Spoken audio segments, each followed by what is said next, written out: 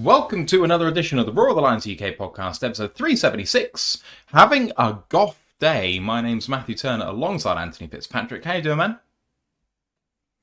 Um, yeah, today's been an interesting one. Let's say. Obviously, my day didn't end after the game last night. I was up for another 3.5 hours after that ended. I was very tired. I was very mad. I went to sleep. I didn't get up till 2:30 this afternoon our time, and I've been very tired and very mad still since then. Yeah, it's just I don't like defeat Mondays. I love victory Mondays. I don't love defeat Mondays, but I mean that's pretty much the same for every single fan in the NFL, right? I don't even know where to start. Yes, no, maybe. Somewhere. I don't know. And this is what this episode is for, right? To kind of feel our way through what the fuck just happened, how we feel about it, and maybe find our happy middle. I think that's the thing because I'm struggling very much on where to place myself on the concern scale right now. Obviously on Twitter all day, all I've seen are zeros and tens. There are people with tens who are like, "Oh, the sky's falling in, everything's gone, we're dead, the Bears have beaten us, yada yada yada." They've quit already and they're just moaning because they love moaning. But then on the other side of it, you're like, people are like, "There's nothing wrong, it's just a blip, we're all good, the Eagles are good," and you're like, "No, you're just as bad as the you're just as bad as the same old Lions lot." Like, there is a happy medium here somewhere. I think what I've come to the conclusion is we are a good team with a lot of talent, but unfortunately, it looks like there are flaws emerging in our process, and it's not been a same old Lions fan to admit that.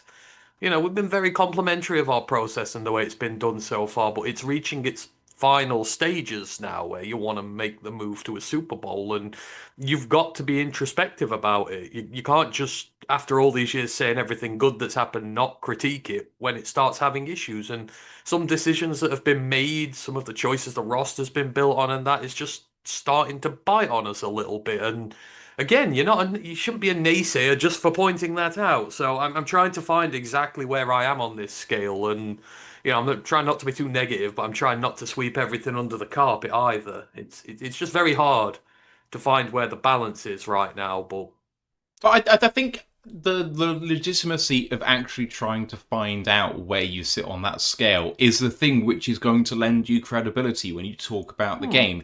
If you're a homer and everything's fine, why should anyone respect anything you say about this? Because you're clearly absolutely delusional. And if you think that this team is as hopeless as any of Matt Patricia's, or I mean, even going back further than that, this isn't bleak in any sense of the word. The Lions are still relevant. Like, we were leading the North up until the start of yesterday. So, we're still here.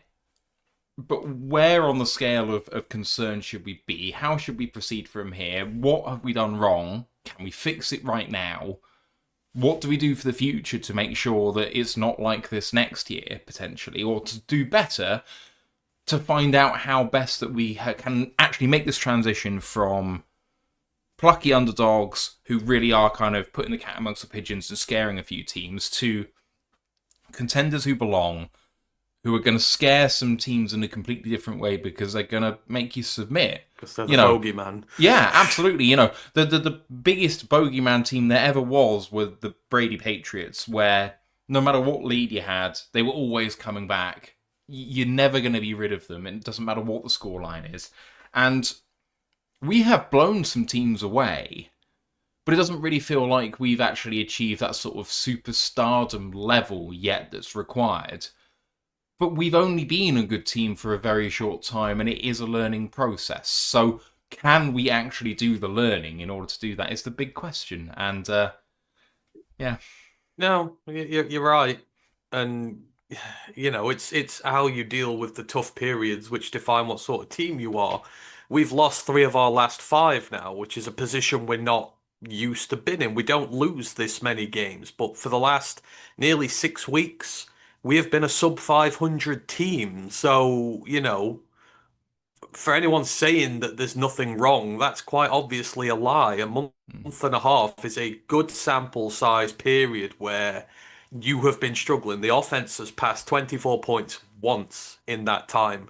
That was against a completely gash Commanders side. So you've got a month and a half of the offense been a little bit raggedy now, and the defense having to pull it along, and special teams, just been schizophrenic, deciding whether it wants to be good or bad week to week. So, these are the defining, runs that you're on and how you come out of them. Like you see the Ravens right now starting 1-5. Now they're turning it round, and I know they got a shit schedule, but they're coming out of the other side seemingly stronger. Hopefully, we're capable of doing that as well. But at the same point, we have to consider the possibility that we're not going to come out the other side rosy either, which will be a big concern. So, yeah, I think just contemplative would be the word of the day for And me. that's what we're going to do throughout the rest of this show. We're going to talk about some injuries. We're going to talk about some stats very briefly, but then we're going to talk about what happened, what it means, where do we go from here. Like we did the last time, we had a kind of loss that made you kind of want to take stock a little bit, and this is definitely one of those. But first, please do join our Discord channel. I've put a link in the live chat right now on YouTube and Twitch, and it is in the podcast description on the audio show as well. So please do join us there. I had a couple people join us recently, and that's been great. So if you'd like to do that too, please do. College Football Podcast, and coming up later on in the week, another ridiculous week of college football. Yeah, we're getting down to the business end of it now. There's only a couple of weeks of the season left. Had one of the biggest turnarounds in one franchise's history. We've got the first 11-0 start in another franchise's history. Like, a lot of records been broken this year, and a lot of good players who are coming into draft consideration right now. So we're at the fun part of the year in regards to that. So we've got a lot to go through this week. Please do like this episode, sub to the podcast. It really does mean a lot to us. We've passed 2,000 subs now on YouTube, which is absolutely fantastic, and we're striving for even more. Just an aside, thank you so much for everyone who joined us for the show yesterday. We almost hit 1,000 viewers on that video live, which was really, really encouraging. So thank you for that, and go and support our friends over at Lions Nation Unite and all the good stuff they do over there. Right, some news for this game then. Elevated were the wide receivers Jackson Mix and Tom Kennedy, but Tom Kennedy was actually inactive because of the players who actually did end up making this game, including Isaac Teslar. Meeks was active. He was actually on the field for the fake punt. I can't see that he was on the field otherwise, but anyway. Inactive for this game other than Tom Kennedy, running back Craig Reynolds, defensive lineman Mekhi Wingo and Quinton Jefferson, cornerback Terry and Arnold, safety Kirby Joseph. Injured in the game, Penny Sewell is clearly struggling quite a lot. He had heavy strapping on his left ankle as he came back into the game. He had to be helped off the field by one of the other offensive linemen after one of the series finished because he was just struggling that much. And we'll talk about his performance specifically against Jalen Phillips later on, I'm sure. And then guard Tate Ratledge exited for at least a series. Tristan Colon replaced him. No word yet on how he's doing, but he did come back into the lineup. So that's the injuries. I mean, slightly worrying, but no one went down by the looks of it long term, so at least that's a positive. Yeah, I think a lot of these offensive linemen are carrying knocks now. Like, we know Deck's not fully healthy. Penne's clearly not. This is going back several games now. He's taken a lot of shots, but the Iron Man that he is, of course, he will keep going. But, to be honest, there's part of me that already can't wait for the end of the season just so Penne can start getting healthy again and get back to the guy we know he can be. But, he'll keep going. Ratledge came back in. He's built like a tree trunk as well. I think he's going to be absolutely fine. But yeah, like you said, outside of that, we've avoided anything major, which is the big thing. And we've got a lot of players on their way back as well, so hopefully you'll be able to resemble something near full fitness at this point soon. Not that it really means much because the defense has been the good unit, so you kind of want offensive reinforcements, but none of them are barely injured. But yeah, you're going to have the vast majority of your players back this week. So, positive. Like you're looking for positives and silver lining. The team is relatively healthy, so hopefully nothing translates to the practice injury report this week because next week just became a hella big game. So, but yeah. Yeah, it really did. Right, let's talk about this game. Stats are coming up on your screen now. Lions fell 16-9. Jalen Hurts was 10 of 31 and a touchdown on the ground. 14 of 28 for 135 through the air. I don't know why it says 118. I must not have updated that very well. Saquon Barkley led the team on the ground, 26 for 83. Tank Bigsby did really well in his 4 carries for 34 yards. Receiving wise, AJ Brown, 7 of 11 for 49. Dotson actually did some really clutch big catches in this game, 2 of 2 for 43. They did have 2 fumbles, but neither were lost in this game. Otherwise, on defense for Philly, they were led by Zach Bourne with 7 tackles. They had 2 sacks, one by Jalen Phillips, one by Nakobe Dean, and a further tackle for a loss by Zach Bourne. Their interception of Goff was by Cooper DeJean on the tip pass. Otherwise, they were perfect in kicking. Elliott 3 of 3 on field goals and 1 of 1 on extra points. And Braden Mann had a okay day, 7 punts for 289 yards, including 4 within the 20. For the Lions on offense, Goff was 14 of 37. That is about 37% completion rate. 255 yards, a touchdown and a pick, and 2 sacks allowed. Rushing-wise, Gibbs went 12 for 39, but he led the team in receiving yards, 5 of 8 for 107. Otherwise, receiving, Jameson Williams of 4 of 7 for 88 and a touchdown. But notably, Amon-Ra St. Brown was 2 of 12 for 42 yards. Not a great day by him. Not entirely on him, mind you. Defensively, we were led by Jack Campbell with 15 tackles. The next nearest had 6. He had 15. We had 1 sack, which was split between Hutchinson and Roy Lopez, and 4 other tackles for a loss, 1 by, respectively, Campbell, Anzalone, Robertson, and Nowaski. Kick returns were fine without being remarkable. Khalif Raymond on punt returns was again held to very, very little. We actually had 3 returns with a long of 4 yards and only got 3 total yards, which is not great. And otherwise, Jake Bates had 1 of 1 on field goals, but did miss the long extra point after the penalty on Jameson Williams. Jack Fox was 4 of 169 in punting, including 2 inside the 20. So there's the overall stats. I don't think they really paint a big picture in this game. What I do think paints a bigger picture is a stat I've not yet read, which is time of possession. And we talked about time of possession at the half and remarked how remarkably even it was in terms of time of possession at the half. Time of possession at the end of the game was 35-48 to the Eagles, 24-12 to the Lions. The Eagles held the ball 11 more minutes than the Lions, and almost all of that came in the final 30 minutes. So they had the ball about 21 minutes to the Lions' 9 in the second half. No wonder they ended up pulling away in the end. Yeah, you can't lose the time of possession battle against Philly because they are a team that hits you harder than anybody in this league. They're built for trench warfare. The entire team, it's not just the trenches themselves, the way the defensive backs play, the way the wide receivers play, they get up in your grill, they lay hits on you. We saw a lot of our guys take niggling injuries in this one and be beat up a little bit. And when you have to defend against them for an extra 11 minutes, when you're out there for the best part of 40 minutes, your defense is only going to be able to do so much against that. Like they just made stop after stop after stop after stop after stop after stop. Philly only got 1 touchdown on the day. That was it. Defense didn't give them anything else whatsoever. And to be fair, you can excuse the defense for giving up 1 touchdown because they were knackered. They were absolutely gassed. And this game it was closer than it had any right to be, really. But yeah, you couldn't get anything going offensively. You lose the turnover battle, and I know they don't count to stats, but 6-0 or 6-1, we turned them over on downs once, didn't we?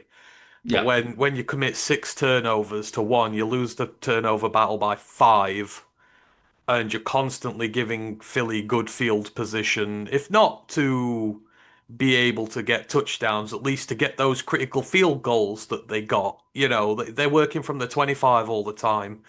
Some of those field goals don't happen and the game is a little bit closer, but no, you're committing cardinal sins, turning the ball over, asking too much of your defense, which is absolutely broken at points. You know, you're missing most of your secondary. Branch got hurt.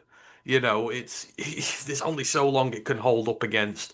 I mean, yes, you ultimately get to the end of the game and you start to rally, and you are robbed by one of the worst calls of all time, which give you the opportunity to tie that one up. But at the end of the day, you've put yourself in the position you find yourself there, which is it's just such a shame. But you know, there were two sides of this game. One, the defense, which was just absolutely mesmerizing. It's one of the best defensive performances I've ever seen from the Lions, period. And then offensively, you've just stunk the gaff out completely, and you've just done nothing that you've been taught, and you fell into their trap. And once again, Vic Fangio's showing he's one of the best ever to do this as a defensive coordinator. Another game, 7 of their 8 wins now. This defense has given up next to nothing in the second half. It adapts, it finds weaknesses, it absolutely homes in on them and just destroys whatever's put in front of it. Now we're on that long list of teams who've been completely shut out by them when it matters the most. Like you've got to put your hands together and just applaud a sensational coaching performance from him and from our own guy as well. But I just feel so much frustration today. Like that defense played their absolute asses off, and they didn't deserve what happened to them in that game.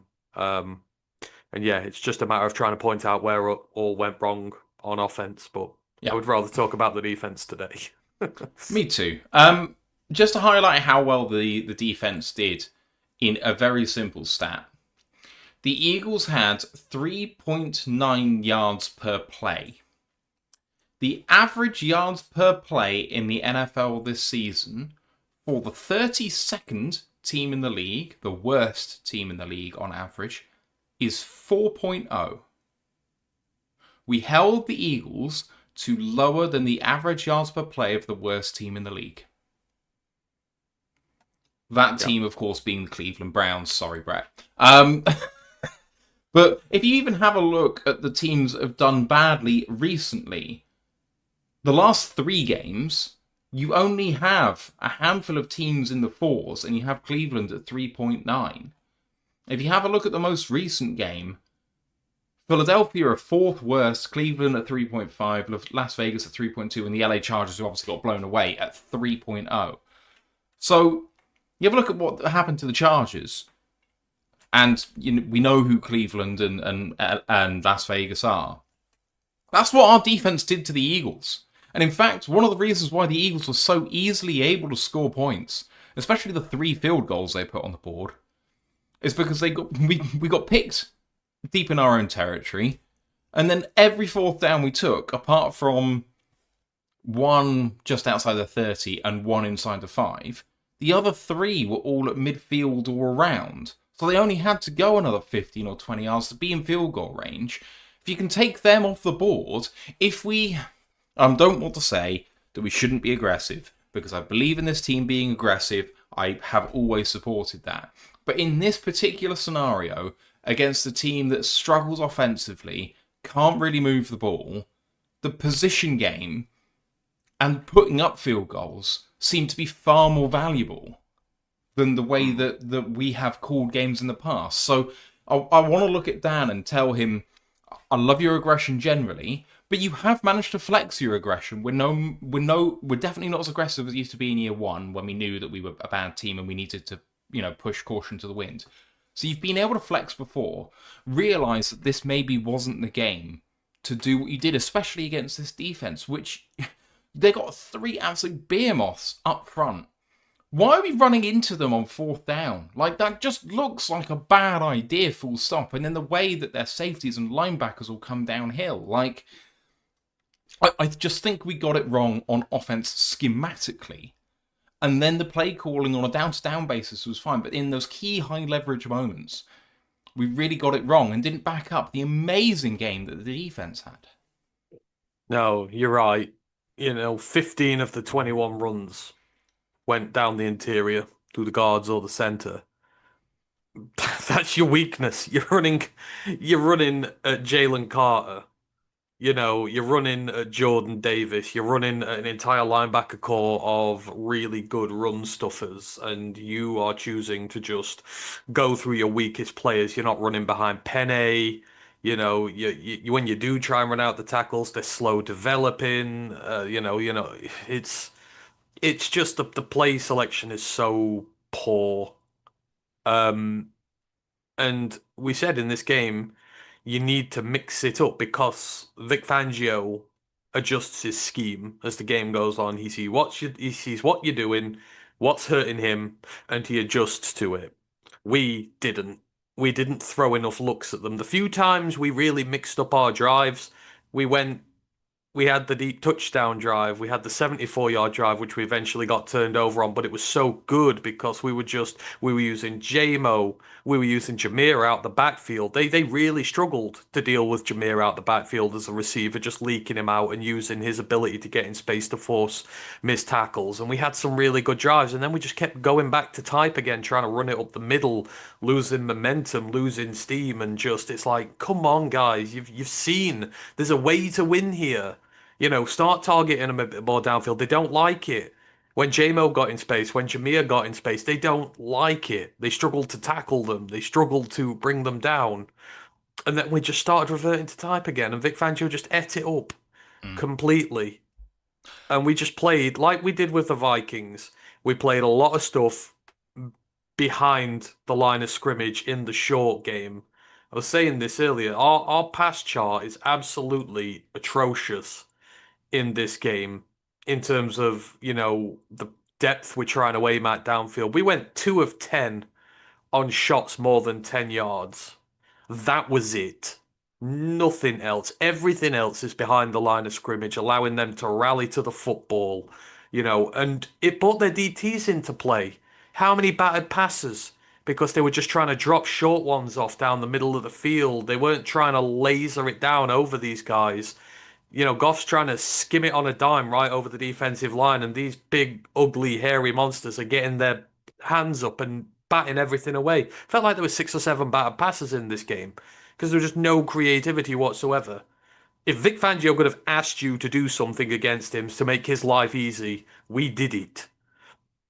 And unfortunately, here we saw the fruits of what they've done better than us.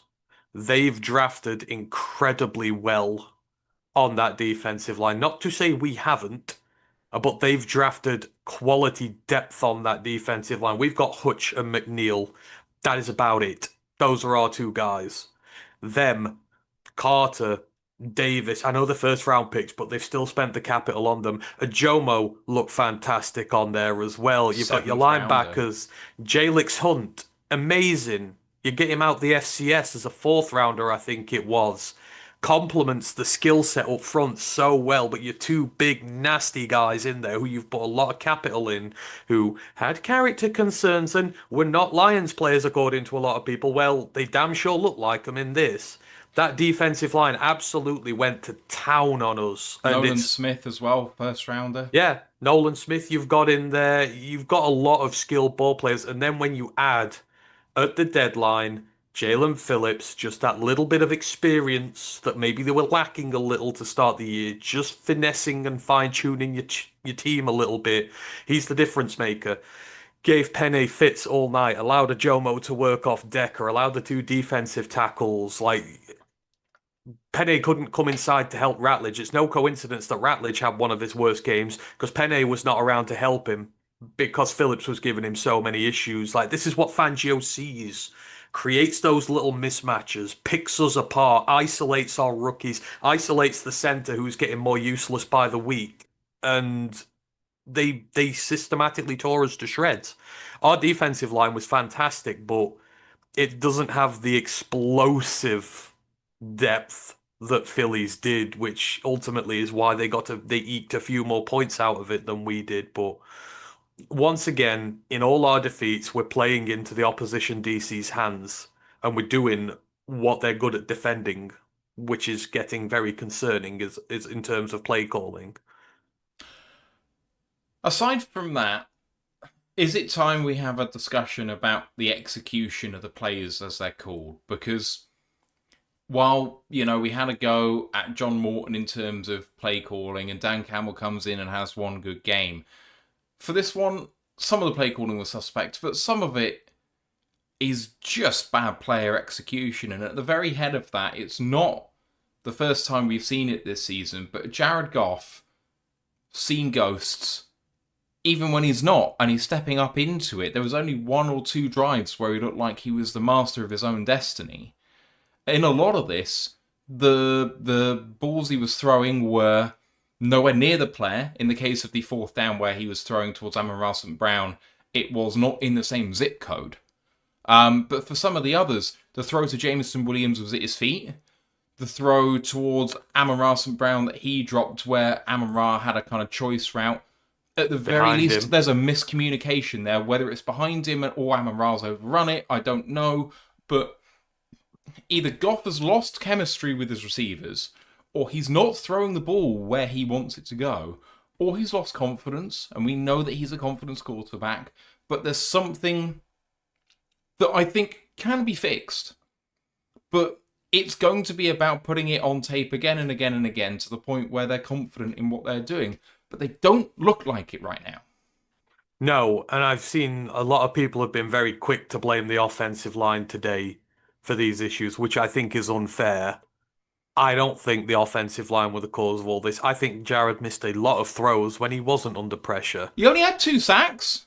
Yeah, He's had sacked like 5 or 6 twice. sacks in previous games. Like, sorry, He got hit. He took some big hits. I'll give that. I think Hunt hit him like 5 times or something. He took some quite nasty knocks during the game, but in terms of getting sacked with a ball in his hand, anything like that, he wasn't. And there were a lot of good. There were a lot of good pockets where he simply missed. I mean, the fourth down where he airmailed it over Amon-Ra, like Stretch Armstrong couldn't have caught that thing. It's like, what are you doing? What are you seeing? Like, there's nothing there to concern you, and you're and it's really difficult with Goff. Like yesterday was the first time since that first year here, or the first year and a bit here, where I suddenly started thinking to myself, is this the guy who can get us there and who can do it? Which is testament to him that he's gone, what, nearly 3 years and we've had no real concerns about him whatsoever. I think this all fiddles back into the concept where for me, and I've talked about this at length, the psychology of it, the mental aspect of this, the team's inability to act like a contender. They seem to be desperate to pigeonhole themselves back into being an underdog again so they can play with the freedom that being an underdog allows them. You can't be that forever. You've eventually got to turn into a contender again. And in Jared's case, he's no different. The closer you get, the higher you build, the further your build is on, the further your roster is to completion, the closer the expectations of getting to a Super Bowl come, which they are for Lions fans. People are now expecting us to go to a Super Bowl. It's all about the mental aspect of it. What's going to be in the back of his head? Sean McVay telling him he's not good enough. Rams fans saying he was the reason they didn't win the Super Bowl against the Chiefs, when they didn't win the Super Bowl that year against the Chiefs or whatever. The Patriots, Patriots. sorry, when he absolutely all those negative people who said all those things about him, it gets in your head and you start hearing those voices louder and louder and louder and louder. And the pressure grows and builds. And, he is the leader of this team. He's without Ben Johnson. The voices are out there saying it's Ben Johnson, not you. And it's a weird psychological effect it has on you. It felt like with some of those throws, the voices are in his head and he's making wild throws and going, oh no, and he's letting the voices win. That's what it feels like to me. Whether it's just a natural stage of it and I would hope to think he will get over it. He's been a very resilient quarterback. I think he will, but I think he is also struggling with the change in expectations from just being this plucky, rough underdog Detroit team to being someone who's got to look and act like a Super Bowl winner. And that comes back to past experiences, and past bad experiences have been in that position before. So, certainly this one game it's no sample size for him whatsoever. This does not flush the 3 years of wonderful work he's putting away down the toilet. It just makes you stop and go, okay, how does he react to this now? If he reacts good, then you'll forget about it in a month's time. You beat the Giants, you beat the Packers. We forget this game ever happened, and we're back to happy land again. If it carries on continuing throughout the course of the season, and we think we've reached the wall with him again, then you start having concerns. But for now, it just struck me as a game where the voices won, and he had a bad one, but I trust him to come back from it.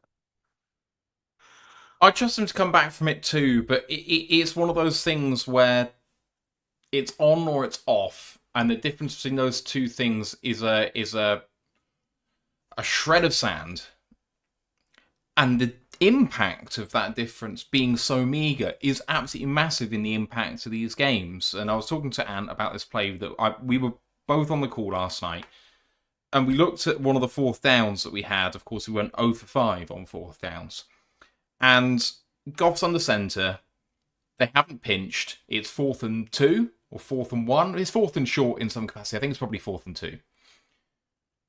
And the defensive line aren't trying to stop you short. They're going to crash down if you hand it off to the running back. The actual play was a handoff to Gibbs where they kind of crush the can a little bit and they end up having no holes to go through, run into the back of Arashika, get stopped short. But during that, there was ample room for the offensive line to just move forward and Goff to sneak it and get a first down. And a more ruthless quarterback, in the peak of their powers, fully confident, would be able to see that, change a play, get that first down, move on. And all it takes is one of those fourth downs to go our way. And maybe we don't win the game off the back of that. But the game changes. The momentum slightly shifts. And I think the more fourth downs you get, and the more third downs we had, but we kept getting turned away, the more it gets into your mind of, shit, we may not be able to do this. And that is an insidious thought which gets in the minds, especially of the thinkers in the team, the quarterbacks, the play callers. How on earth are we going to convert this? We know we have to go for this, but they've stopped us at every turn. How the bloody hell are we going to beat this team? You just need one to go your way to put tangible evidence in that you can do that.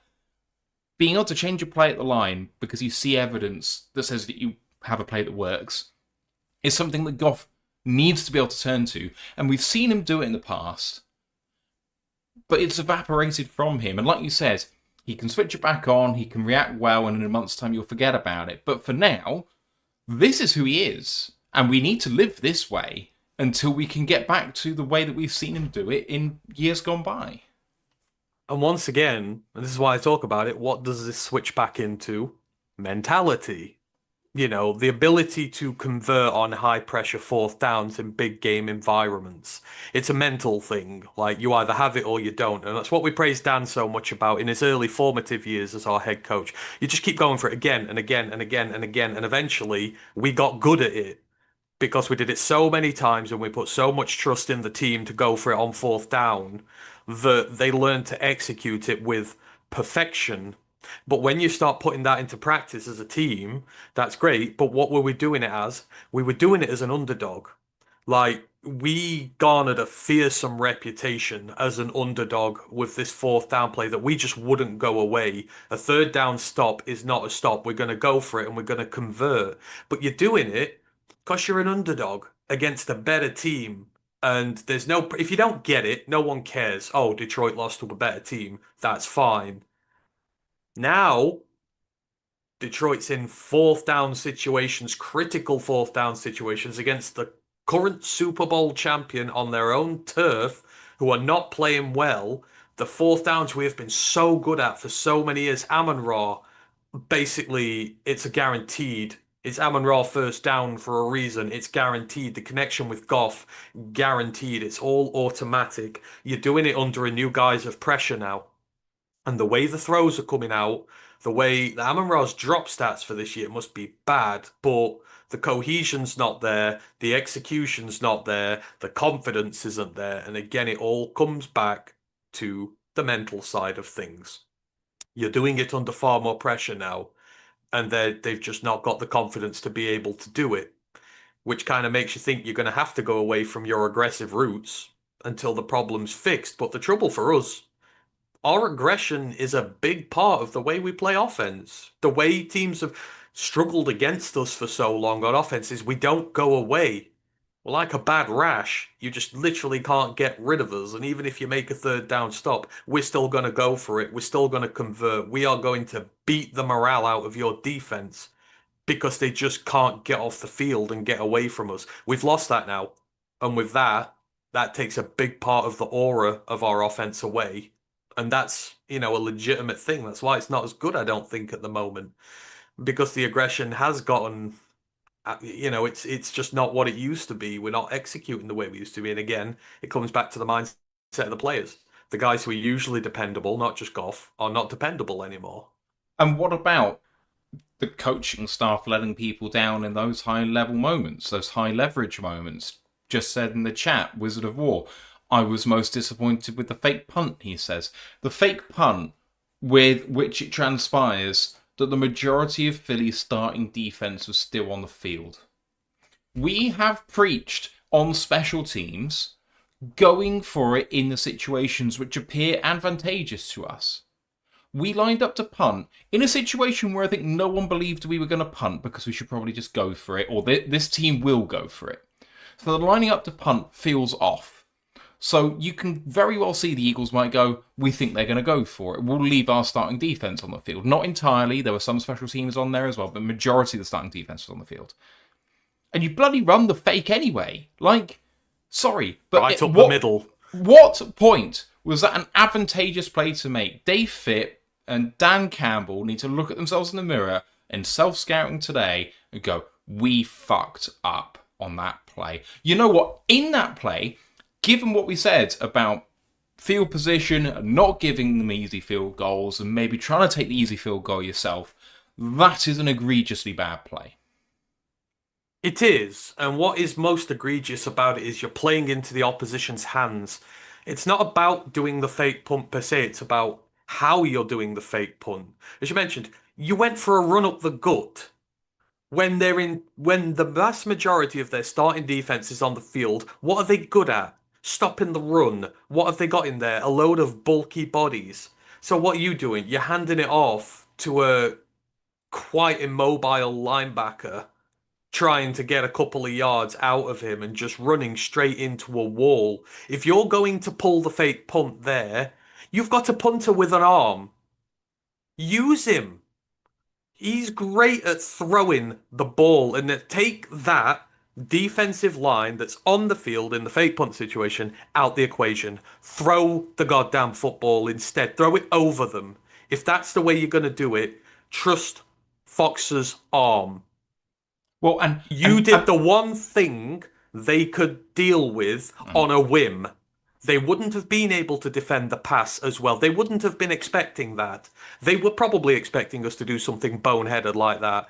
Because at worst, you can say to Fox, get the snap, come your way, have a look. If the DBs turn their back, throw the fucker. If the DBs are expecting a fake, punt it. That's exactly what I was going to say. By giving it to Fox, you're leaving everything on the table. Yes. That's it. Because when that ball gets snapped backwards and the immediate issue of a feint is out the window, that's when players start turning their backs and running in coverage. That's when you can start exploiting the fake punt properly. And we've got enough playmakers on there that you can get some guy who's going to get in space. And again, Fox has got the arm to do it. You had two options to pull off that punt. One that plays right into Philly's hands and is more than likely going to be stopped. One that could be completely surprised them and you can get away with it. And we chose the one that Philly were expecting. That is what is egregious about it. Yeah, the chess match just wasn't in our favour. We really called a bad game in that regard. We executed a bad game, we called a bad game on offense. To kind of draw the offensive discussion to a bit of a close, because it's just frustrating. Two things. One, Does this game have any bearing on Dan Campbell being the play caller going forward, or do you just say it's only a second game, we go again and see how it looks, or do you think this reflects poorly on him? No, I'm not after two games. To at the end of the day, I know people would rather we have kicked field goals and etc. and got the point. Again, we just have to say if you kick a field goal when it's 9-6, it's not like two field goals and we're level on points. The game changes. Like the game that we know from today vanishes if you take one field goal, and it's a completely different game after that with a completely different set of scenarios happening. You can only hindsight watch over that. I do like the aggression aspect of it, but I just think we what's the British saying? We over egged the pudding, as it were, and it fell a bit stodgy afterwards. But no, there's no way that I'm gonna critique at the minute in time. Again, I think you've got to go to these places. You've got to be aggressive. You've got to want to go and win at places. Not many people go to Lincoln Financial and win. So no, I'm not calling for his head on play calling. I think, he just needs to adapt in and he had some good plays in there. There were two really good drives in there, just sandwiched with a lot of bad ones, but he did find the ways to get it done. And I think his players are letting him down. He will never, ever, ever, ever, ever say this in a month of Sundays, but as we've been talking about, Jared Goff let him down, Amon-Ra St. Brown let him down, some of his offensive linemen let him down, you know, JMO let him down a bit. It's not always on the head coach, and this one for me falls more at the feet of the players than it does the coach. And of course the coach goes to them. The coach trusted them with these fourth down situations and they didn't repay him. That's also not on the coach. There's two sides to this transaction. So no, Dan can keep calling plays and hopefully he'll get in the swing of things quickly. I think it's just a little bit of everything for me. Some of the play calling was suspect, but on the whole, down to down, it was fine. And some of the execution was fine, but actually, the majority of the offense, the execution was poor. They let down each other. And that's the most disappointing thing, is that everyone has a little bit of the pie in terms of blame. Yeah. Final thing on offense is just the fact that we were only 7 points down in the final 2 minutes, and we made a stop, and apparently. But the refs didn't think so. No. It was completely disgusting and completely belittling of what hard defense had done in that game. I cannot begin to describe how immensely proud I am of every single guy who took that field as a defender in this game. Given that they're the ones who are absolutely wrecked with injury, given they lost Branch for a bit, given they lost key guys for time in this game, they just kept making stop after stop after stop after stop. The Legion of whom, once again, coming to the fore. I thought Rock Sin was amazing. Harper played the most snaps of anyone on the team. Where the fuck did we even get him from? And to see Rock at the end of the game pull off such great coverage on AJ Brown, and for that little bitch to whinge about it and get a call. You can say whatever you like. We didn't deserve it. We shouldn't have got down to that point. A lot of people said to me on Twitter, "Oh, Goff would have only thrown four incompletions anyhow." Yes, but at least give me the opportunity. There are so many games in the NFL where teams don't deserve to win, but they get one last shot to do it. And the reason why they're the best players in the world and the only players playing in the NFL is because all they need to do is turn it on for one drive and get it right for one drive, and you can get something out of that. And what do the Lions have? The Lions have one of the best 2 minute offenses in the NFL. Bite me if you disagree with it. Like when the chips are down, the amount of games they've come from behind to win when it really matters. And Jared Goff is one of the most clutch quarterbacks on 2 minute drives ever. We'd have had a minute 45 to go down the field. That's more than enough time for our offense to do what it needs to do, and at least you can tie it up, take it to overtime, etc. It's just a completely disrespectful way to end the game on such a. When even Chris Collinsworth is calling you an idiot, you need to reevaluate your life as a referee. I've not seen one person around the, even some Philly fans who are like, oh, yeah, we kind of got lucky with that. Not one national commentator hasn't said how egregious a bad call that was. But we should have had the opportunity to be able to tie up this game, and it just shit over a completely wonderful performance from Kelvin and his boys. And Kelvin, let's enjoy him because we're not going to have him very long. Many thanks to Dan Pass for subscribing at Tier 1 on Twitch for his 44th month. Says tough loss. Thanks for being there, guys. Go Lions. Cheers, Dan. And thank you to Dimon Dice on YouTube for subscribing. The play that comes to mind, and when you're talking as you're talking about giving us a chance, is actually a game where a team was 6 points down and threw a very, very deep touchdown to tie the game pending the PAT, which they ended up missing, and then they lost in overtime. I don't know if you know the game I'm referring to, because the anniversary of that game was quite recently. Oh, you're on about yeah. Christ. It was 30th of October 2022. It was a backup quarterback throwing a very deep pass. A backup quarterback that beat us in a game. It wasn't against us, but he's beaten us before.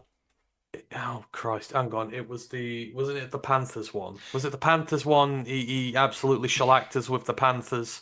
He shellacked us with the Panthers, and it was a Panthers game for this quarterback against the Falcons.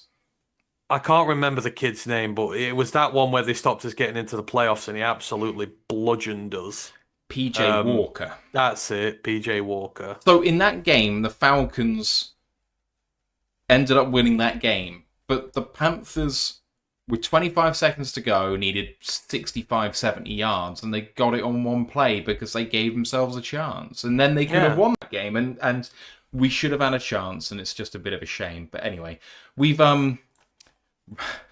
talked about the offense enough, I think. You've given a lot of credit to the defense. I only have one negative that I want to bring up at the defense, and I want to get it out of the way so that we can now be relentlessly positive about something that we've not seen from the Lions since maybe 2011. Is this the draw play stuff? Is this the draw play stuff? Is Jalen Hurts on 3rd and long, quarterback draw, absolutely killed us because they had so few yards per play, but they converted on 3rd down when they needed to because they got one pulling lineman in front of Hurts a number of times, especially when they were 10 or more yards away from converting. And numerous times he was getting these first downs in back-breaking situations. And it was at that moment, and you have those moments where quarterbacks do that to you, either as draw or as scrambles. Mahomes is the obvious candidate for that throughout his NFL career, where you just kind of feel like it's not going to be your day. And when Hurts started doing that, I just had this awful feeling it wasn't going to be ours.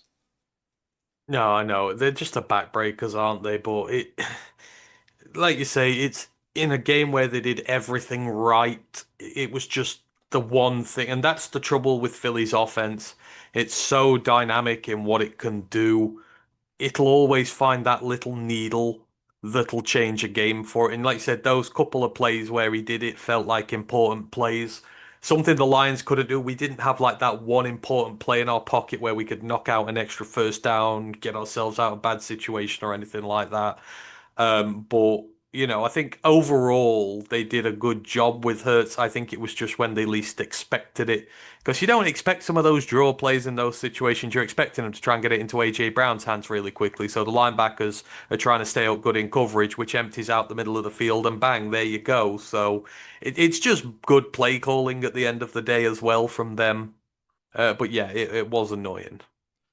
Let's be a bit more positive, shall we? You talked about how well the defense played. We talked about the statistical significance of how well this defense played. But just across the board, how impressive was this defense? Because Philly only had 16 first downs in 13 drives. And if you have a look at the holes that this offense made for this defense, the fact that they gave up so few points is an absolute miracle. I mean, that first quarter went for the Eagles punt, field goal, punt after 14 plays. I think they played out of their skin to keep us in this game. They did, and it starts up front, and your defensive line, for the most part, were outstanding, specifically your tackles, who just led the way in this one, specifically in short yardage situations where the Eagles are at their best. in short yardage, using Barkley, using that fearsome presence they've got on the offensive line. Time and time again, the guys stood up and made themselves counted, and they didn't budge an inch. I think back to the drive where Tyleik Williams was just a complete stud. Two run stops in a row, one in a short yardage situation, and then he draws the offside call on the tush push out of Tyler Steen, starts playing a bit of shithousery with him. But it's good mental thinking from the young guy. Get the hand there, get Steen being a bit aggressive, pull it back. Steen continues mouthing off, but it's psychological games from a young rookie. Then it pulls them back to fourth and sixth. They don't convert that fourth and sixth. We turn them over on downs. Like Tyleik has a wonderful play there.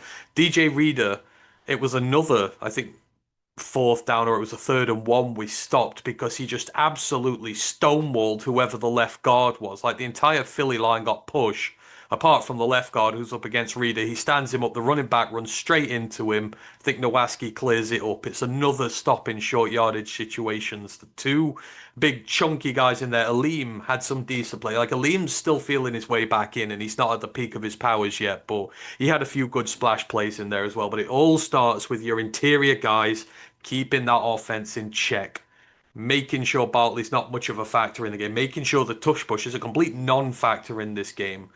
Then off the edge, Hutch had Lane Johnson toasted like a schmore at the start of this game. Like Lane Johnson left, he bitched out, he tapped out of this game, couldn't deal with Hutch. He was amazing, and then Hutch went really quiet when his replacement came in, which was odd, but still besides the point. Like the defensive line did a lot of good work. They didn't do too bad when it came to contain as well. I know Hutch got some bad reps on there, but for the most part, they did the jobs well. And then it's all about your other areas. Your secondary, Jack Campbell's just an absolute beast, tackling here, there, and everywhere. Everything you need. When you've got a bulky, chunky, strong offense like that against you, you need a Jack Campbell in your team. And he was just, again, stop after stop after stop after stop. Anzalone was great in coverage. Like, that's what we value so much about Anzo. The amount of times, like, when we said, like, he's not touching these guys, he's not giving them reason to call flags or anything like that. The coverage is absolutely perfect. It looks great. And then your secondary, we're just, they're outmatched on paper. Devonta Smith, AJ Brown, and you're on Rock Yassin and Amik Robertson and guys like this, and both them two were nothing sort of sensational. Rock Yassin was just an absolute legend. Amik, for the most part, was very good in what he did against very tough opposition, and even your other guys, Thomas, he was nowhere. And he's played every rep at safety, and he looked very composed downfield. They weren't taking shots at him, they weren't trying to pick on him, trying to isolate him. Just the entire way they played again and again. And it was with the short yardageness of the situations. They were just put in tough spot after tough spot after tough spot, and they kept getting off the field. Just when you thought they were gassed, they'd find another play. And, I thought they were amazing. I thought Kelvin called a wonderful game because we didn't put too many resources towards going for the passer because the front 3 or 4 did their job. It allowed us to work better in coverage and to have more options in the back to stop them throwing the ball on us. I thought it was just it is one of the best defensive performances I've ever seen, given the personnel, the injuries they've got, the situations they were in, the fields they were given, and I don't think that's hyperbolic to say so. Yeah, there was some just massive standout performances from pretty much all of the players individually. And I mentioned, the quarterback sneak, not quarterback sneak, the quarterback draw was like our undoing in some part, but the way that we stymied them on 3rd and 4th and short was nothing short of heroic. But yeah, you picked out the outside cornerbacks. I thought they were heroic against some really, really good receivers. It wasn't just that the completions weren't really happening, it's how little separation they had. They were just up against it all day. And then, yeah, Campbell just continues to be playing incredibly, incredibly well. I think it's worth just kind of going into stock up, stock down here because, we can wax lyrical about this, but they got everything right. And I think you're right. The defensive coordinator is probably not going to get a job in this cycle. But we've probably only got another 12 months of this before Kelvin Shepherd is a very, very serious head coaching candidate. Yeah, And it's his ability to alter what he's doing or just to stick with what works. I mean, you didn't really see much defensive adjustment in this game. It was quite simple.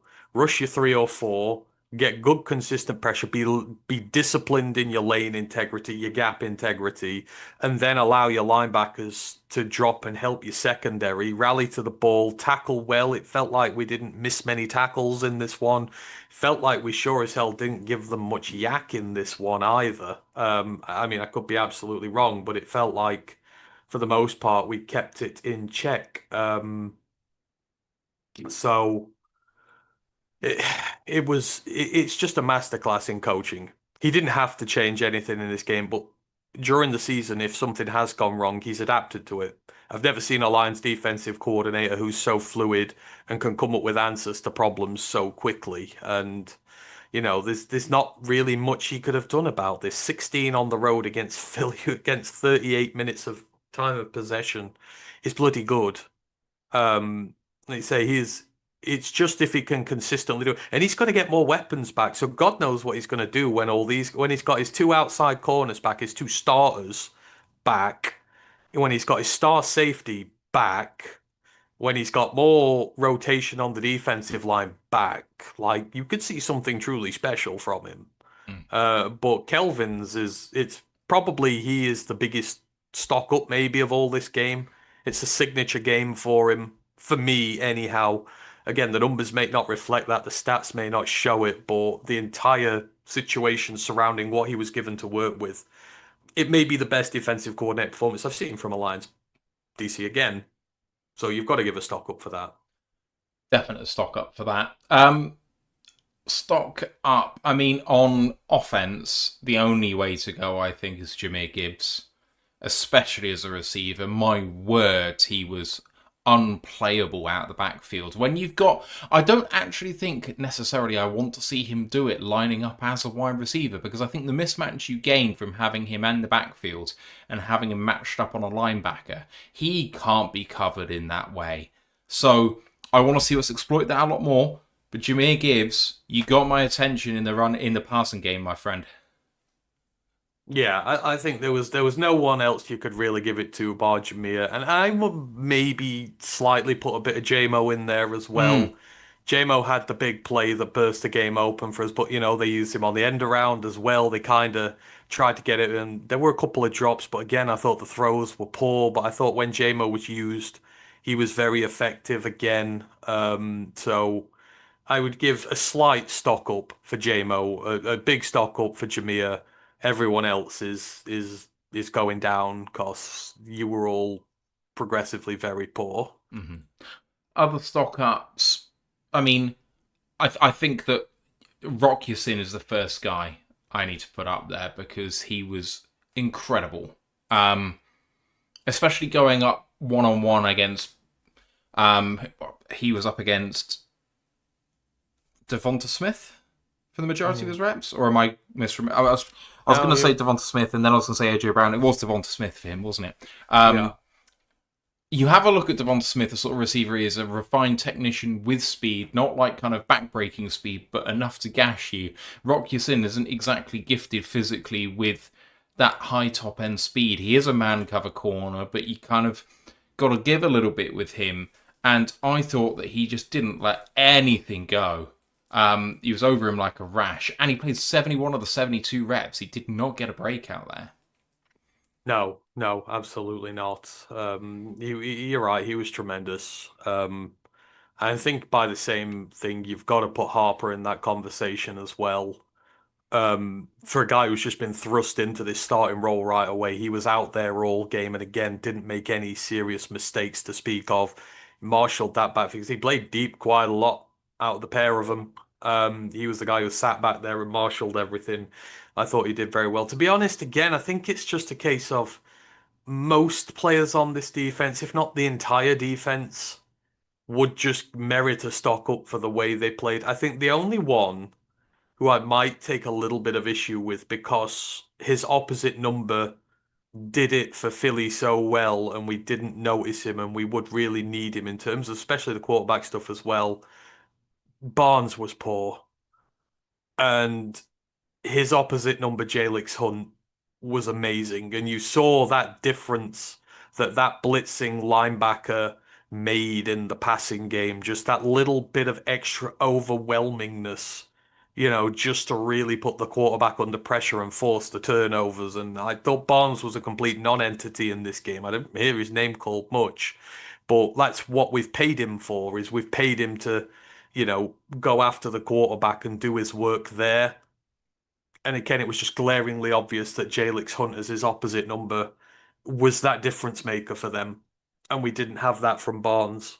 But overall, I would just give them all a huge stock up. They were put in the worst situation possible, and they gave us every single chance to win this game. Like I will not I will not say anything bad about them today. I'm going to put Tyleek up there. I think it's his best game as a Lion.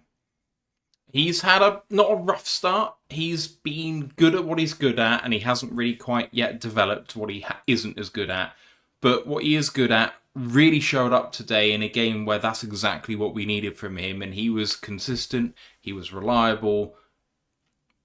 From a first round rookie of his body type, of what we need from him, he delivered. Oh yeah. And this is the best part. You use him in rotation so you can use him as what he's best at, and you can allow him just to work his way. He doesn't have to do what Aleem did and play 50, 60 snaps a game every single time as a rookie. You can rotate him in and out with Reader and Aleem. Keeps him fresh, allows him to make his best plays. Like I say, 3 stops in a row on the same drive because he's fresh, because he's able to make these bigger impact plays, because he's not gassed all the time. Like this is going to be the best use of him. We don't need him to be a full-time starter until DJ Reader walks out the door at the end of this season. Then you want to see him make the move up next year. But right now, the way we're deploying him, the way we're using him is absolutely perfect. He can gain so much confidence from this and learn to deal with the bigger workload down the way. But yeah, you're right. He's starting to get there, and you know, it's nice that you can bed these guys in a bit and not have to just put so much on their plate right away. I know people are bitching about his pick and that still, but you saw in flashes yesterday what he's going to become. It took Aleem 3 years to fulfill his full potential. Tyleek will be on a similar timeline, but in 2 years' time, we'll all be thankful that Brad made this pick. All And right. look exactly what Philly did. Yeah. Philly thrived because of their defensive tackles, but neither of them was a star overnight. They had splash plays when they were younger, but they had their worries as well. Hence why Milton Williams was there, to give them a bit more stability at the position while they developed. He's left now. These two have taken over the show. Just takes time with these guys. Is there anyone else you want to shout out for doing well, or should we pivot to stock down? Um, no, we can pivot to stock down. Amon-Ra St. Brown. Yeah, Goff yeah. played badly, and he didn't put the ball in great positions, but there were several drops which we have actually come to expect from him this season. This isn't just a one-off, this is a worrying trend which needs to be reversed very, very quickly, because a player of his type who relies on getting open with refined route running, not a huge amount of breakaway speed like Jameson Williams or anything like that, he has to win by being one of the most efficient catchers of the ball, and he has been throughout his career. But the drops he's having, especially when he's the guy we go to on fourth down so often, backbreaking. He's been worrying. He has. I think he'll work it out. Like he's a volume catcher. He'll get to where he wants to. It just feels like almost he needs a bit of a humbling. And I say that in the nicest way possible. He's built his brand off being disrespected, off again 14 wide receivers taken before him. He's got to work harder, better, faster, stronger to prove himself that all those guys taken before him were scrubs. The trouble is he's been paid now.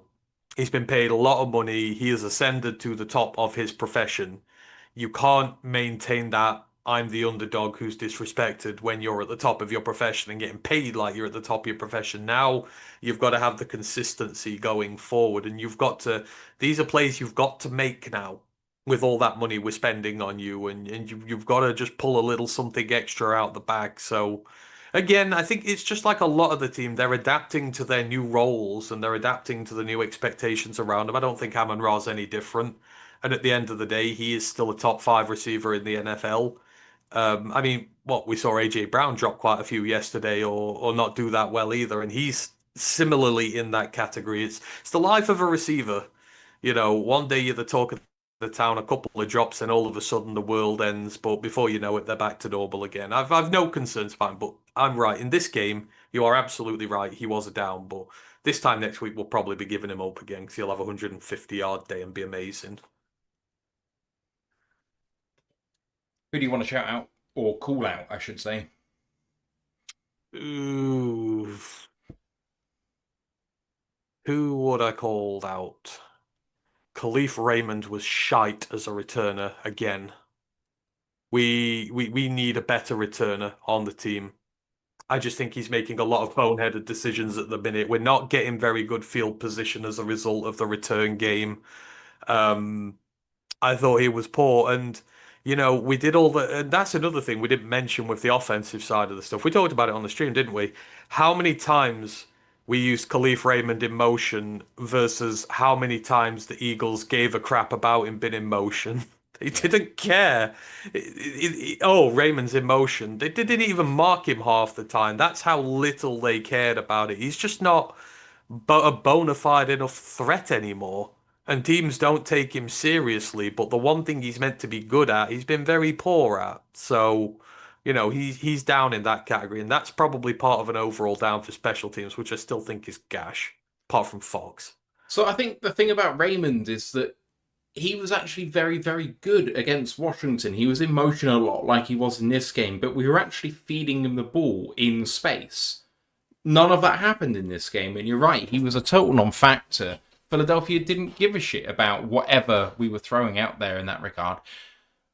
Motion is one of those things where when it helps you when it's giving you information. They didn't give anything away, and then he didn't get open off the back of his motions, and he's a speedster. Like, he should be winning quickly off the start of the reps. So, yeah, disappointing. Yeah. Other people who disappointed us. It's harsh, given who we were against and the fact that he's a rookie, but it probably was Tate Ratledge's worst game. And I know he didn't have Saul helping him, and I feel bad, but a lot of the pressure came through that interior, and he's going up against first rounders who've been in the league a while now. But if you have a look at one of the reasons why Goff was seeing ghosts, perhaps, Ratledge was maybe the weakest link on that offensive line yesterday. It's harsh, but it's true. I don't think it's harsh. I think it's simply Ratledge's welcome to the NFL moment. I mean, he's been consistently good this year, and Mm, but you said the level of opposition you come up against and the scheme you're not just worrying about two massive behemoths of defensive tackles. You're worrying about those linebackers behind who are coming with, and you know that they're coming. And it seemed like a lot of times him and Glasgow were getting confused on the combo blocks. They weren't picking up the second block, and as we've already mentioned, we didn't really mention Jalen Phillips, but Jalen Phillips and he kept Penei Sewell wrapped up in his own business. Usually Penei can handle an outside edge rusher and come in and help his guard, and he's there to help. They isolated Ratledge because they isolated Sewell, and Jalen Phillips did such a good job on Penei Sewell that it took away Ratledge's protection, which he's been working with as a rookie. So that's just smart defensive play calling from Fangio, just thinking, right, okay, Penei Sewell is really good, but he's a bit beaten up. Let me put my star edge rusher on him. Trust my star edge rusher to keep him going, and then I can isolate that rookie right guard who's working with a part-time center, and we can cause issues there. And they did cause issues against it. So again, I have zero worries about Tate Ratledge whatsoever. This was just his welcome to the NFL game, and he will be better for it when time goes on. He still made mm. some good plays in this game. I still think there were a few good pickups in there. The run blocking was all right in parts, but yeah, sometimes you get got, and that's just the nature of the NFL. Anyone else drawing your ire? Um, Oh, drawing my ire. I don't really. It feels like flogging a dead horse by saying Glasgow, but I'm more on Riz's train of thought now that he's just not got very much left to offer in the tank anymore. I think it's becoming increasingly more damning by the week, and maybe we need to start looking at Colon as a guy who's going to play there. But it may seem harsh, but just I'm not feeling it right now, and it feels like all these problems are coming from the centre position. A lot of them are. If you could make one immediate fix to try and fix our offensive problems, I think 99% of people will put a thoroughbred centre in there. I think that's the way you solve more of the problems quicker.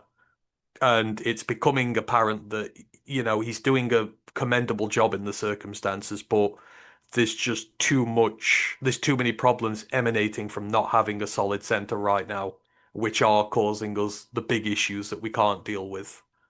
I just struggle with it because I don't know how many centres in the entire league are making a difference in the way that we want them to make a difference in the way that we've been used to. I'm not sure there's that many centres in the league. No, Maybe 10. but they're on again, they're on the better teams.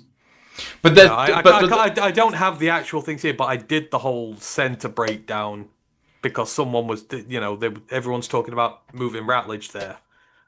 There's basically no centers in the NFL that are good that have not played center in college. The vast majority of top teams at the top of the league have a great center who's running it for them. Creed at Kansas, Linderbaum in Baltimore, um, you know, Dolman, you could say now for the fucking Bears. Like how much better do they look now that they've got a guy who's one of the best in the league? They're paying him really well. He's good under center there. You've got so many more like center, and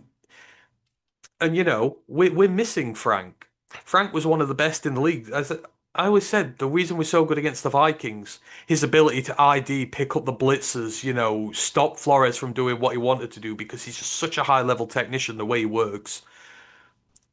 And when you've got two rookies in there as well, now you've got Awashika, who's a backup guy in there as well, it's having that next level IQ to be able to work with these guys and to give yourself a competitive advantage.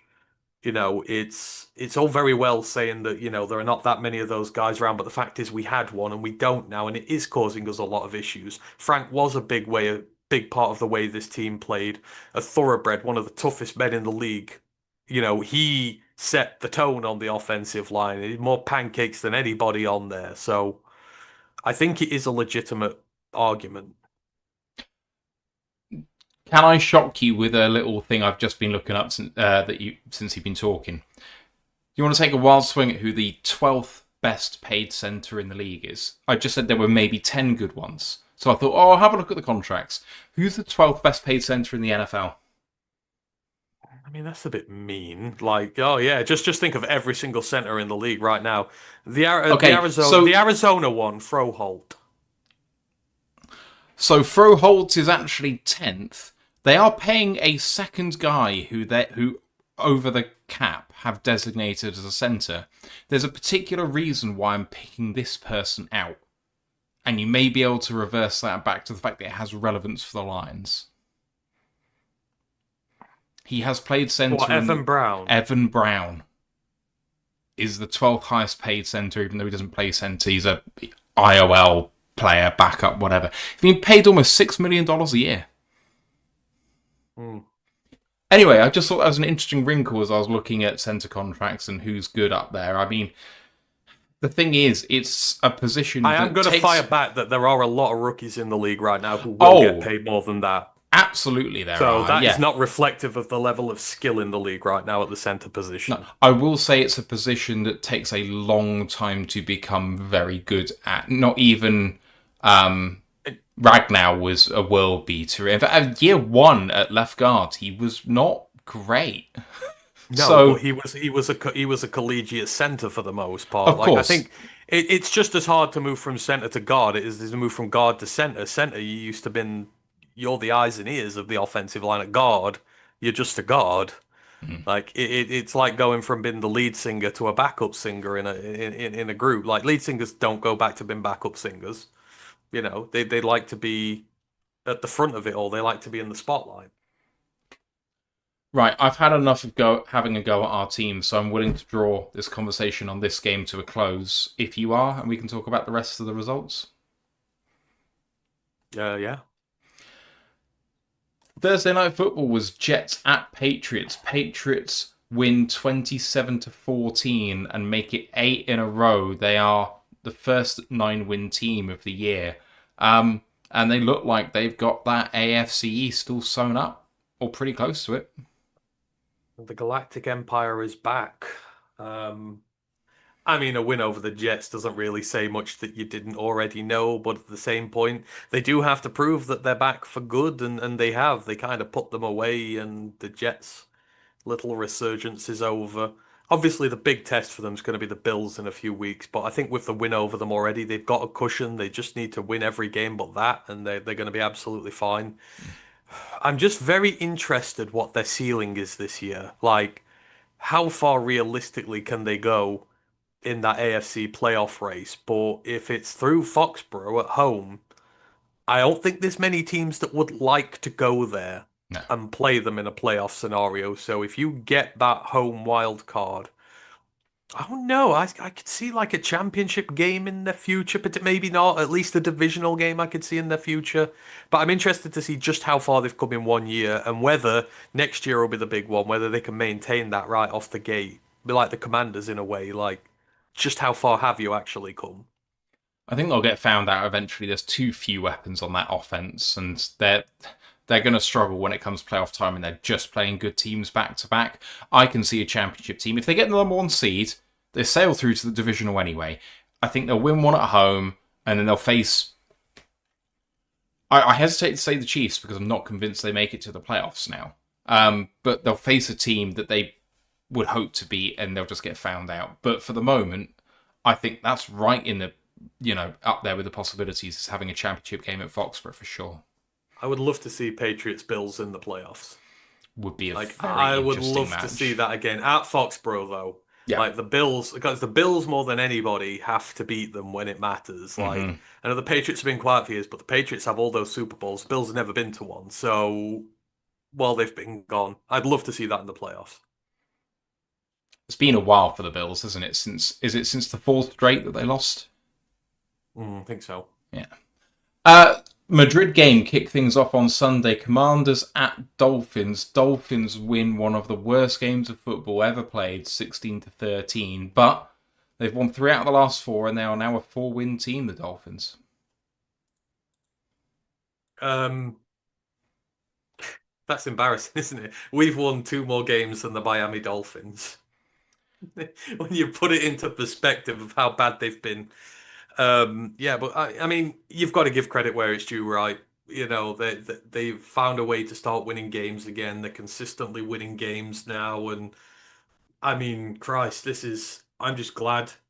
I'm quite happy. The Commanders can have their playoff win last year. I'd rather they have that and have to suffer this. I don't want to suffer this as a Lions fan. They have just gone into complete irrelevancy again this year, and they've fallen quicker than they rose, which is just one of the more shocking ones. But Yeah. you can have that. We're still a playoff team this year. You ain't going to be a playoff team, but you've got to give the Dolphins a thing. They traded a load of players away, but they found a spine eventually, and they're managing to eke out wins when playing from behind. Like you've got to give them all the credit in the world for that. And now they're that kind of very pesky team that you don't want to play because draft picks are not in it no more. It doesn't matter now. You've won 4 games. You've kind of taken yourself out. You may as well carry on winning games and building winning culture and stuff like that. I don't think there are a lot of teams that will want to play the Dolphins right now, especially if they're sort of fringe playoff teams themselves. Like Miami are going to be eyeing these fringe playoff teams up now and just saying, look, we're going to come there and ruin your season. Good for them. The one thing that made me laugh about this game was a tweet from Ian Rappaport. I don't know if you saw this, but it's hilarious. It read, and I quote, "The good people of Madrid deserve more of this football game. Dolphins Commanders headed to overtime." And I'm like, Deserve? What the fuck did they do wrong? Like, just end it, please. They wanted mercy. Why do they deserve more of this game? That's just it's so brain dead. The 13-13 game with nothing happening positive, and they deserve more. But hey, at least A-Chan had a game. So one guy that I super like on the Dolphins, just a fun guy to watch. Well, that's it. You're playing for your career now, so you're playing for a spot there next year as a bare minimum, or you're playing well enough that they decide to trade you away in the off season. So there's a lot on stake for everybody. But yeah, the Commanders have just died a death, and it's shocking. God knows what they do this year because they kind of went a bit all in on some of their signings. They did the Giants that they did under Dable after year one. Yeah, and look how that went. So Yep. that's I'd be very worried as a Commanders fan right now. Let's move on to another overtime game. Panthers beat the Falcons 30-27, and I mean Bryce Young the week before was having people shouting at him, "I don't think you're going to be the long-term starter of this franchise because I cease to believe in you anymore." And he says, "Fuck you," and comes back with a almost 450-yard game with three touchdowns, no picks, and puts the Falcons side to the sword. A Falcons side that has had Penix go down for the year with a third ACL in the same knee. His career's in jeopardy. Drake London gets injured. Oh, and they fall to 3-7 in complete irrelevancy. Who saw this coming for Atlanta, apart from maybe everyone except me in the preseason? But for the Panthers, now 6-5, this division is still very much up for grabs. Oh, I remember in the previews going, I'm sticking with my boys. I'm sticking with the Panthers. I don't care what happens. I'll ride thick and thin with them. And I was so grateful that they pulled this one out.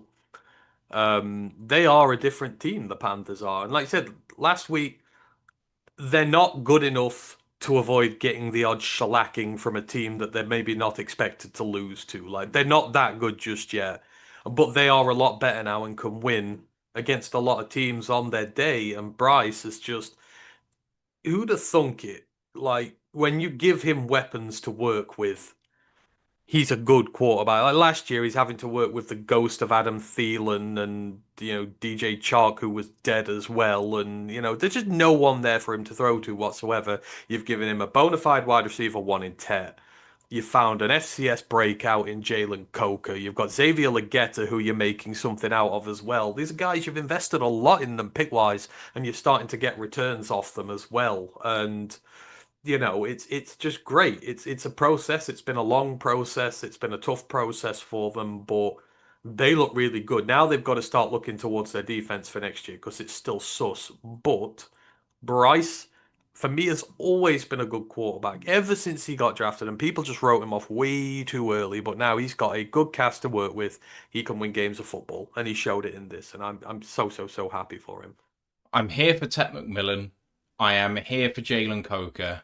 And I am absolutely not here for the Atlanta Falcons trading away their first pick next year and shitting the bed so that the Rams have a top 10 pick in next year's draft. That feels so fucking horrible right now. And they're probably going to use it on a fucking Hall of Fame defensive tackle or something like that. You just know they are.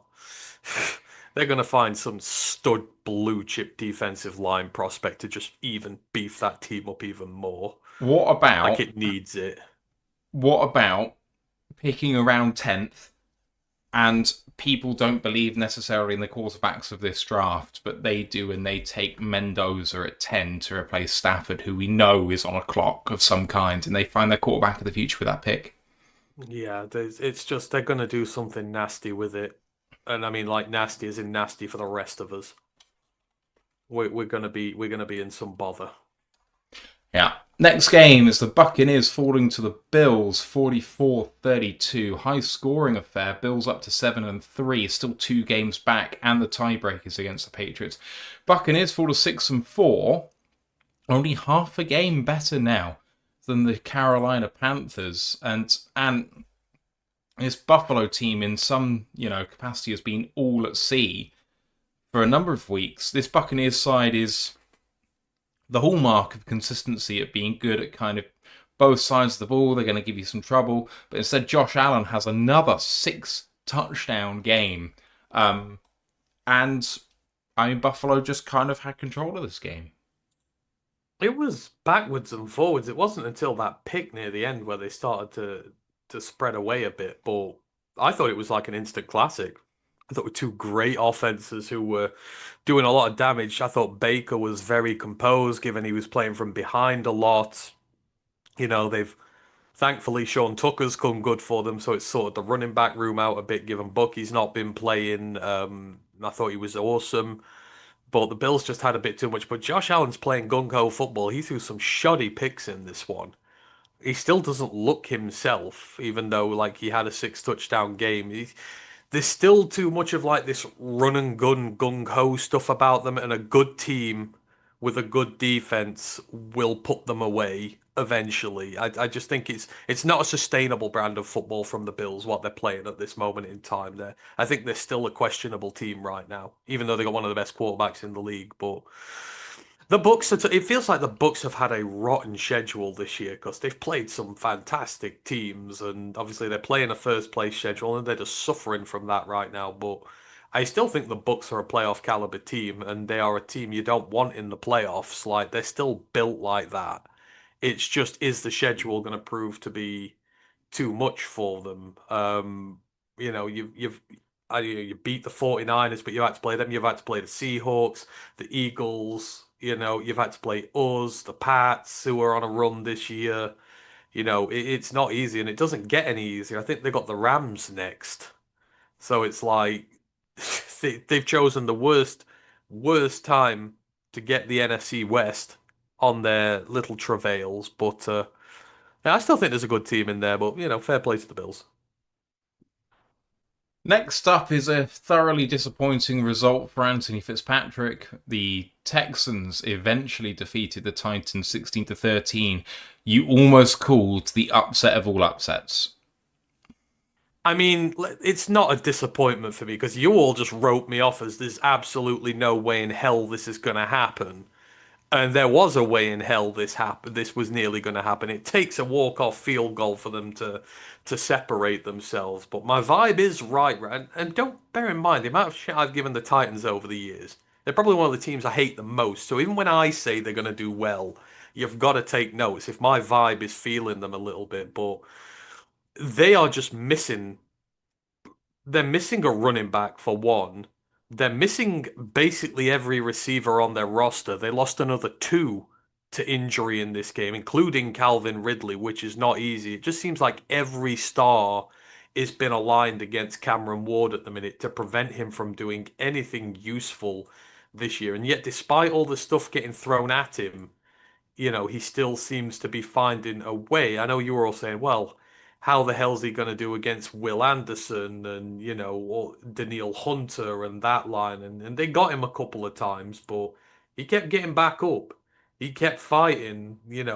They nullified the Texans' run game. It had to all go through Davis Mills. Technically I do win in this because Davis Mills now has two clutch wins under there, and I've always said he's an NFL quarterback. So the Titans not winning is one thing, but Davis Mills is still showing out, and he's having to do all the work for this team as well. But I think the Titans are getting there, and Cam Ward will take the Bryce Young train in a year or two's time. People will wonder what they were worried about. He's getting there. Next up is another disappointing result for Lions fans with the Packers beating the Giants 27-20. I don't know what it is about Jameis, but I just want the man to win. And Jordan Love went out the game for a while injured, came back in. Malik Willis actually came in and threw a touchdown in this game. New York dominated on the ground. Green Bay lost Josh Jacobs to an injury. He apparently doesn't have a serious injury and he's going to be coming back shortly. But this is a game for me that the Giants could have had there to win. It was a 7-0 lead, 13 all at the half. They led 20-19 in the fourth quarter. Just a shame they couldn't pull it out. Oh, the Vikings are the Vikings. The Packers are ultimate frauds. They're fraud force one in terms of NFL teams. They're just this. Apart from Jeff Hafley, there's nothing redeeming about that team. That offense is mid. The defense is what's kind of holding them along at the minute, and is what ultimately won this one with that late pick. But it's the Packers are such frauds. I think we're much better than them. I think we're going to hammer them in 2 weeks. The Giants were plucky. You've kind of felt like with Jackson Dart they might have won this. But unfortunately for them, what was the quote there? The horse that was prepared for battle ended up, in the words of America, being the horse with no name because no one remembers him anymore because he just lost this game for them. And that might be his last start as an NFL quarterback. Who knows? But yeah, no, the Packers are completely fraudulent. But unfortunately for us, like you said, it's not a good result. But at the end of the day, I know it's controversial. I'd rather the Packers and the Bears win because it puts more pressure on the Lions. And I need to see if this Lions team can work under pressure, working from behind. So it'll be good for us in the long run, I guess. Not convinced. Next up is Bengals losing to the Steelers 34-12, but at what cost, Pittsburgh? You go up to 6-4, but Aaron Rodgers looks like he might have a broken left hand, and it means that Mason Rudolph may be the quarterback for the foreseeable. It feels like Mason Rudolph is in for every Christmas for the Steelers, doesn't it? I don't know whether there's some curse there where the starter has to get injured so Mason can play over Christmas to live up to his name, the Red-Nosed Reindeer. But it's a shame because it's the Bears up for them next, and like the Bears don't need any more help with their shockingly bad schedule. Now they get to play Pittsburgh and Mason Rudolph, which is just not really fair. They're going to absolutely eviscerate them, which means they're going to go to 8 wins, which is I absolutely despise that. But yeah, the Steelers win. It doesn't really show much about it, but yeah, I don't know. It depends about the injury to Aaron. But the Stars are someone in Baltimore is playing voodoo magic somewhere because they're slowly altering things behind the scenes to get themselves back to the top of the AFC North. Next up, battle of heavyweights in the NFC. Rams eventually get the victory 21-19 over the Seahawks. Matthew Stafford, he only had 15 completions for 130 yards. It was one of his fewest yards per play. I think it was his fewest yards per attempt as a Ram. And yet they get the victory because Sam Darnold torpedoes his MVP caliber season with a 4-pick outing. I know Ash will absolutely hate this one, but Cam Kinchens had his number, and Cam Kinchens is quietly having one of the best seasons of a safety in some time. The former Hurricane, everyone was worried about his injuries, but the dude is lights out at the moment, making some big plays for this Rams defense, and yeah, we I get more worried about the Rams by the week. They've got a good running back. They've got a QB who's on an MVP period. He's on an MVP timeline, and their defense is just it's nasty. It's pure thoroughbred nasty. And I worry about what they're going to do to us in the regular season. I'm not looking forward to that game in the slightest. I think out of all the games left, there's no one I fear more than those right now. And I know it's only a 2-point game, and you think, well, you turn an opposition QB over 4 times, you should maybe win by more than that. But at the end of the day, they're like the Eagles. If the offense isn't quite firing, the defense will do the work for them. They'll play complementary ball and eke them out small wins. The Rams are dangerous right now, and I swear to God, if they get back too deeper in the playoffs before we do, I'm going to be very angry. Very angry. Next game up was the return of Brock Purdy as the San Francisco 49ers put away the Arizona Cardinals 41-22. It featured Jacoby Brissett throwing for 452 yards and an NFL record 47 completions for Brissett. But Purdy didn't have to do as much. He was just efficient. 19-26 for 200 and 3 touchdowns with no picks. It didn't hurt that Christian McCaffrey decided to be Christian McCaffrey. 13 for 81 and 2 touchdowns on the ground and 5 of 6 for 40 and a touchdown through the air. The Cardinals defense just got burned on the ground and through the air. So despite that 452 passing yards that Brissett had, couldn't handle this team. It's funny, isn't it? The Cards had 500 yards of offense, and the 49ers had like 280. And which is the team that drops 40 plus points? Not the one with 500 yards. It just kind of goes to show what a good run game does for you when you're having to throw the ball time and time and time again. You've got issues. What was it? 36 rushing yards for them on the day. You Yeah. can't have you can't have an unbalanced offense like that.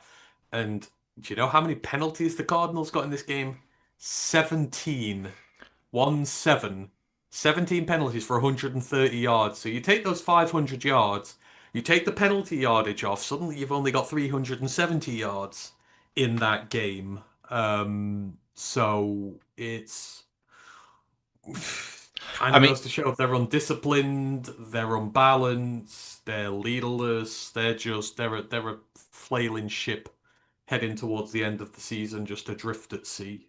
it doesn't help that one of their picks went for 64 yards to Domador Lenore, and then a kick return for 98 yards by Sky Moore, who really should have scored, but he ran out of gas and couldn't get into the end zone, which is just funny. But the most glaring stat in this game for me, San Francisco's defense had 94 total tackles. They broke almost 100 tackles in a single game. It's Yeah. outrageous. Yep. Yep. Crazy. If you're just stat watching, you think, well, clearly the Cardinals won this game, but no, it No. wasn't particularly close. Right. Ravens beat the Browns 23-16. It was the return of Lamar Jackson and the first NFL snaps of Shadur Sanders as Dylan Gabriel gets injured. Lamar did not look good. Threw 2 picks in this game and didn't throw for a touchdown. But Derrick Henry with a rushing touchdown and Mark Andrews with his first rushing touchdown of his career on a fake tush push draw. I don't even know what to call that play, but it was awesome.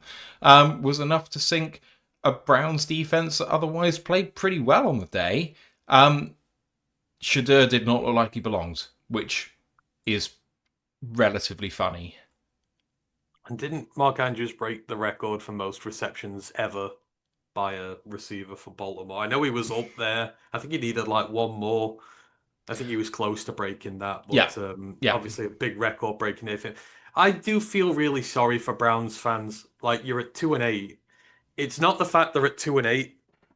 It's the fact they're giving themselves a chance in every game, and they're making their fans believe like they were in front of this at the half. In fact, I'm pretty sure they were leading this game going into the fourth quarter, weren't they? This was Browns leading till not long to go in this game. Might have been the last 5 minutes, something like that. I can't remember, but I mean, last week they threatened to win and they lost in the most heartbreaking of fashions. This week they threatened to beat Baltimore and then they lose right at the very end. Like they're not just getting rolled over, but the trouble is they're playing really well for so long and then they're just mentally breaking down at the end. That's worse for the fans. I would detest it. I think it's terrible, but they are trying, bless them. I don't think they're as bad as the record suggests. It's just they don't have a quarterback, which doesn't help. Final game was the Chiefs Broncos one where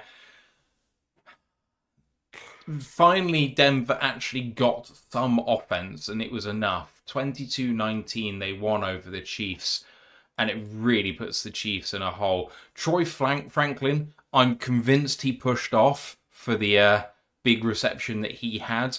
I think it was as much OPI as the Lions Eagles OPI that we have talked about, which was called a DPI. But regardless, the Broncos only had 1 touchdown, but they win this game because they ground the Chiefs into submission. And now the Chiefs are looking like a potential wildcard team, and they don't hold the tiebreakers in any of the 3 teams currently in the wildcard places. They're in big trouble. It's only taken a decade, but someone's finally managing to wrestle that AFC West off of them. And you kind of feared when Kelsey got the touchdown late on and they went in the lead, you thought, oh God, here we go again. They're going to find their miracle way out of it. And the the Broncos are going to mess it up. But you've got to give kudos to the Broncos for sticking it out. And yeah, it was only field goals and whatnot, but the defense was lights out. Kept Patrick Mahomes very quiet for the most part, considering what he's used to. Obviously, they got a pick in there. You know, they got the turnovers when they needed to, just made it manageable. Didn't let Kansas run the ball at all. There's that stat. I think Kansas are on par for the worst season ever in terms of explosive run rates. Like they just don't have any. They've got no run game whatsoever, making belting off big runs down the field. Like when they won the Super Bowls, they would have just a bunch of running backs who were really annoying, who grounded out loads of good yards and, just forever could not be stopped. They don't have that anymore, and they are completely unbalanced now. The receiver core's getting old, or it's just not that good anymore. Finally, they've been taken off their build. Now the Broncos have got to see this out. You are in a position now where you've got them dead to rights. You should win this thing, and maybe you could knock them out collectively as a group altogether. But it's taken 10 years, so about time is all I can say there. Quite. Right, that's all the games recapped. Anything else you want to talk about before we sign off? I don't think we've really. I don't think we've missed that much. No, Nope. I'm just still a bit sore about yesterday. But we'll bounce back. We always do. Oh, hang on. You're not talking nice about the Jaguars this week. You missed them completely. I did miss them completely. I'm very sorry. Very good point. Sorry about that. And you missed the Bears. You missed a lot of games. You didn't cover all the games. You didn't even talk about the Bears. I don't want to talk about the Bears. Fine. Oh, no, I am being highly inadequate today. Right. Sorry about that. Talk about the Jaguars, because you've been really mean to them for so I have. long. Well, because they've been shite. Be nice about them. Okay. Jags beat the Chargers 35-6. The Chargers had less than 100 yards passing. The Jags put up 35 yards, but Trevor Lawrence only threw for 153 yards. That might be because they had 47 rushing attempts. Staggering game. Jags found a weakness in the Chargers game on both sides of the ball and exploited it. They fully deserve this game. They ruined my accumulator, and I hate them. But they took it to a playoff team. They took it to a team which has been making other teams look silly in spite of all the injuries they've been having. Jacksonville deserve a lot of credit. Yeah. Guess who had Justin Herbert as his fantasy football quarterback this week? This guy. Oh, I'm giving up. I'm officially giving up fantasy football after this year. I need 40 points from Ashton Jonte tonight, and I ain't getting that. So, yeah, Chargers just missing their offensive line now, aren't they? They may as well just start resting Justin Herbert now. For his long-term health, just bench him, put Easton Stick in, call the season a bust, get your tackles back next year and start from scratch again, because they've got no depth there whatsoever to put forward something credible right now. Final one then. I'm pretty sure it's the only other one I've missed. I hope it is. I will double check after we talk about it. Bears beat the Vikings 19-17. I think this game was a lot more about the Vikings than it was the Bears, because the Bears were decidedly average. But Minnesota were averager. JJ McCarthy is not a good football player. No. It's amazing how hard the game becomes when you've not got Blake Corum to do all the work for you. He's got to be a big boy now, and he's got to do some of the work himself, and he looks poor. But you know what? Screw it. I will have to say that the Bears do look pretty good. They've always had a good defense, the Bears have. And isn't it crazy? So they have. Hang on, let me just remember if I get this right. In terms of picks this year, they've got 3 players in the top 2 of interceptions this year. You ask how that's possible, because there's a tie for second place and 2 of their guys are tying for it while 1 leads it. I think they're at 16 interceptions or something on the year. They just keep turning the ball over again and again and again and again and again and again, and it's one of the league's best defenses right now. and they've put it with a mildly successful offense, and that's just a recipe to win a lot of games, and it's what they did against the Vikings. The Vikings are just a very fraudulent football team right now who belong at the bottom of the NFC North. But the Bears and this defense could carry them far, which worries me. Like I'm genuinely concerned about them now. They just find ways to win games. What is it? The fifth comeback win they've had this year. Yeah, Bears have got some spine about them, and we've got to be very worried about them. All right, that truly is it. Now, I have double-checked. We haven't missed anyone else, sorry. Next episode is the College Football Podcast, looking back at Week 12 and ahead to Week 13. Week 13, the penultimate week of the regular season. Week 14, the final game of the regular season, then into Championship weekend. So we are very much at the business end of the college football season. Do join Ant and Ryan for that one. Then the next show on the main podcast is going to be the Giants preview. We are, of course, playing at 1 p.m. Eastern on Sunday for what feels like once in a blue moon. At home again, so we're going to be previewing that show, that game. God, my words are failing me right now. It's been a long show. We hope that you can join us for that, and you can find us on our socials. Royal Alliance UK, Twitch, YouTube, Facebook, Instagram, Twitter, and TikTok. You know where to find us.